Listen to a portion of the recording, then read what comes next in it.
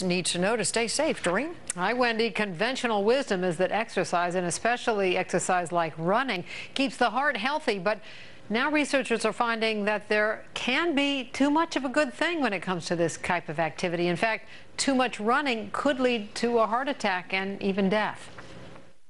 So I usually ran on average about 4 to 5 days a week, between 5 and 6 miles a day. 28-year-old Channing Muller says she believed running was the best way to stay in shape. Nothing made my heart feel quite the way it did when I ran. It was like my blood is pumping, everything is moving the way it should be, my muscles are really working, and circulation all over. But all that exercise wasn't enough to protect her heart. 2 years ago, in the middle of training for a half marathon, Muller says she woke up one morning with a racing heart. She was soaked in perspiration and she felt tingly through her upper body. She was rushed to the hospital where doctors told her something she never would have expected. And 6 hours later, it was determined that I had had a heart attack at the age of 26.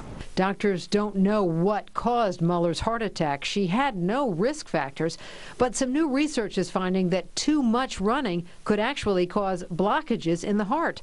Dr. Sandeep Simlot, a physiatrist at MedStar National Rehab Hospital, says it's most evident in ultra-marathon runners, people who run any distance greater than a marathon, 26.2 miles. But physiologically, changes may be occurring where it leads to some inflammatory changes. Dr. Simlot says blood tests of ultra-marathoners have found higher levels of a protein that causes inflammation, which can lead to blood clots in the heart, causing a heart attack. Once these proteins go up in their bloodstream after their exercise, there's not enough time for it to come back to normal levels, and they just cumulatively affect and cause the problem. But others say studies like this one are just too limited. Todd Miller is an exercise science professor at GW's School of Public Health and Health Services. I think, again, for the vast majority of the population, somebody who's just a recreational runner, I wouldn't worry about endurance running causing any type of long-term health problem. Miller says the benefits of running far outweigh any risk for health problems. That's why Channing Muller is once again lacing up her sneakers. After 6 months of cardiac rehab, she was ready to hit the streets again.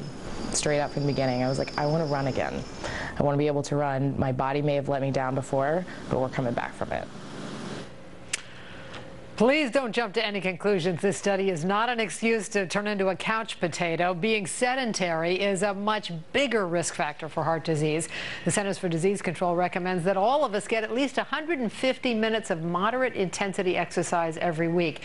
But if you're planning on training for an ultra marathon, it's a good idea to talk to your doctor and to be sure that you get plenty of rest between runs. I'm a runner. I'm not going to stop. Keep Wendy, on Jim. going, Doreen. Okay. Run for all of us. Yeah. Okay. Thanks.